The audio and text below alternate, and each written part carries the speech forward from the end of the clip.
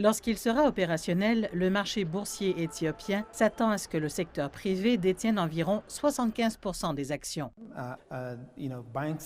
Les banques sont susceptibles de se qualifier rapidement pour être cotées car leur comptabilité est déjà conforme aux normes et les multinationales sont aussi susceptibles d'être facilement prêtes à émettre des titres dans un proche avenir.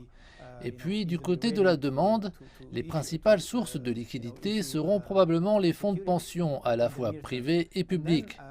Ils ont des liquidités pour soutenir le marché et les compagnies d'assurance seront aussi l'une des principales sources de liquidités. Et j'espère que les gestionnaires de placements collectifs pourront mobiliser des financements auprès du public. Le pays a adopté les meilleures pratiques de pays voisins comme le Kenya, dont la bourse de Nairobi a plus de 60 ans. Si nous devons faire un bond en avant dans ce domaine, nous avons vraiment besoin de capitaux étrangers. Nous avons besoin de savoir comment et nous avons besoin de technologie. Donc nous espérons que ce type de partenariat public-privé réussira. Le gouvernement affirme que la formation d'une autorité des marchés financiers sera la première priorité. Ceci, selon les experts en investissement, est vital pour renforcer la confiance des investisseurs dans la bourse. Aujourd'hui, nous sommes dans un vide réglementaire en matière de négociation d'actions. Prenons par exemple la banque et les compagnies d'assurance. Elles ont des centaines et des milliers d'actionnaires.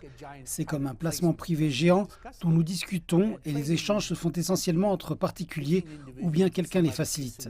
Il n'y a pas de surprise des prix et ce n'est pas ainsi que nous devrions fonctionner, surtout lorsque ces institutions sont très grandes. Selon la Société financière internationale, en Afrique, un pays sur 5 ne génère pas suffisamment de revenus pour répondre à ses besoins fondamentaux. Et les marchés de capitaux nationaux représentent une opportunité pour réduire les écarts de développement.